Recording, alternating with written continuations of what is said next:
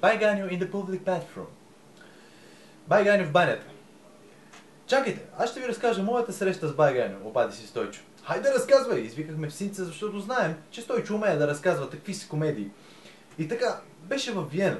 Седеше една сутрин в кафененцето у Медля, поръчал съм си чай и взех да преглеждам нашите български вестници. Бях се вдълбочил в една много интересна статия, в която се разправяше начина, по който Конституцията може хапидже да се покътне, даже съвсем да се поразгуби и пак да дойде непокътната. Чета си така, облякал съм се и по едно време, като кресна над ухото ми едно "О, добър ден!" и една потна ръка сграбчи десницата ми.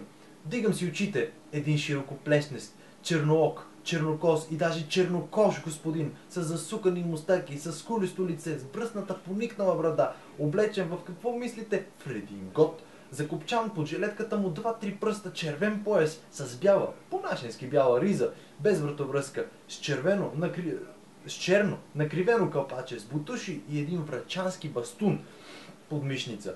Млад човек, да има най-много 30 години. Извинете, господине, казвам му аз със смирено очудване. Аз нямам удоволствието да ви познавам. Какво? Не ме познавате ли? Кайш! Ти нали си българин? Българин съм. Хайде, ставай да се разхождаме. Какво ще киснеш тук? Мен ме казват Ганя. Ставай! Нямаше нужда да му казвам Ганю. Извинете, господин Ганю, аз не съм свободен сега. Ами че какво стоиш в кафенето? Като че не си свободен. Не счетох за нужно да му давам обяснение, но той не показваше ни най-малко желание да ме остави на мира и току-що ми изтърси. Ставай да ме водиш на баня! Де е тук банята? Охо, да го водя на баня. Мен почнаха малко да ме взимат дяволите, ама се сдържах. И не само се сдържах, ами и ме досмеша. Види се, че Байганю имаше действително нужда от баня, отдалечко дъхаше на киснато. Нямаше какво да правя, съотечественик трябва да му услужа. Помислих си, и аз ще се възползвам от случая, ще взема един душ, даже горещичко. Тръгнахме и се отъпкахме по една лятна капълня с широк басейн. И с пътя, като срещнахме нещо по-забележително, аз се считах за нужно да оказвам и обяснявам на Байганя. Но забележих, че той неохотно ме слушаше и току пропущаше сегис-тогис редовно да понякое тъде! Знам аз! С което види се поискаше да ми се препоръча, че не е прост. Разказвам му, например, нещо за паметника на Мария Тереза на площада между музеите. Той ме дърпа за ръкава. Я виж, он там, с синия фастун. Как ти се вижда? Я ми кажи, как ги познавате вие коя е? Коя не е? Аз много пъти съм се объркал, Байганю допълваше въпроса си с едно дяволско подсмигване. Пристигнахме в капалията, сърцето ми се стягаше, то като че предчувстваше това, което ще стане. Вземаме си на касата билети, Байганю иска рестото. С шаване с пръстите си подканваше към гишето. Касиерката му подава усмихнато остатъка, Байганю се впива в нея с маслените си очи, поема парите и с една всеобразна кашлица си казва чувствата. Тя прихна от смях. Байганю възмутен съсухва левия си мустак и захватва глава. Формоза еш доменята. Стойчо, я попитай дали знае влашки. Цуй руменици? Пита сам Байганю. В това време влиза друг посетител и ние се вмъкваме в общата зала. Около чест коридор, наоколо стаички за събличане, прикрити с завеси. В средата басейн, отделен от коридора с ниска дървена решетка. В басейна се слиза по няколко малки стълби. Знаехме с Байганя две съседни стаички. Аз се съблякох набързо и влязох в хладния басейн. Във водата чинно и мълчаливо разтягах мускулите си и пухтяха няколко немци. Байганю се бави дълго време и зад завесата на стаичката му се чуваха пъшкания и се тръкаха някакви стъклени предмети. Най-сетне отдръпна се завесата и той се яви в натура, с влакнени гърди и с нашарени от чорапите нозе, като държеше в ръката си един възъл. Това бяха драконцените му мускали, вързани в една не до там чиста кърпица, които той се бе боял да остави в стаичката. Отде знаеш, че стените им са здрави. Ще откъртят някоя дъска или се дават по тир. Той се огледа по стените на коридора, потърси някой гвозди да закачи възела си. Той мисли, че щом е стена, трябва да има и гвозди по нея и се обърне към мене. Ама просто работа тези немци. Един гвозден не им стига на ума да забият на тази стена, че ние сме били прости.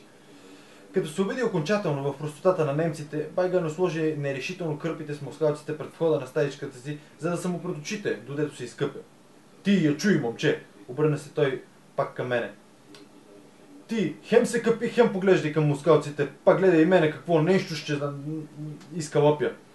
И с тия думи Байгано се дигна на единия си крак и стъпи на оградата. Ти само гледай! Повдигна се, тури единия си крак, изправи се, прекръсти се и извика. Гледай! Ява Боже, помози! Хоп! И се хвърли във въздуха, изкриви краката си на кравай и бух сред басейна.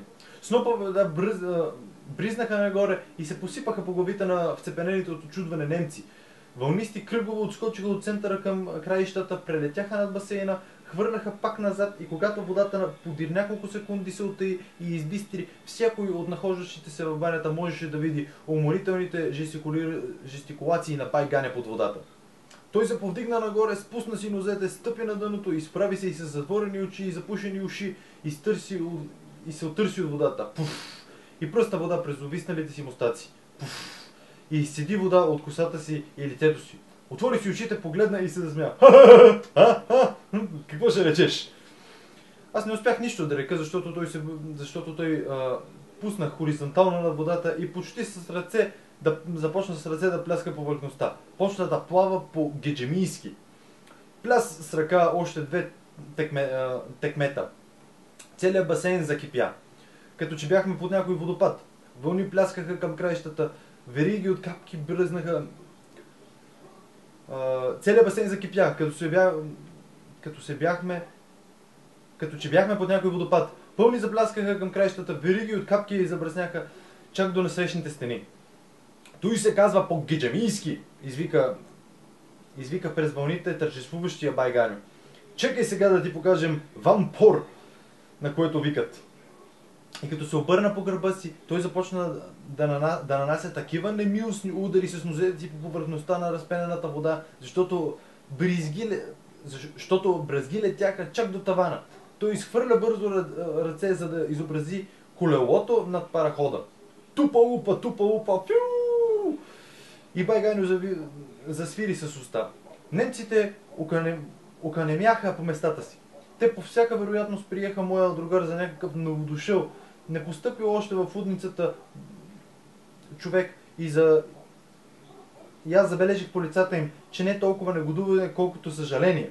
А Байгоре вижда се, прочета лицата им за безкрайно удивление от неговото изкуство и затова възлезе въздишката по стълбата, изправи се малко разкрачен, загледа високомерно немците, започна да се ури геройски по влакнестите гърди и извика победоносно: Болгар!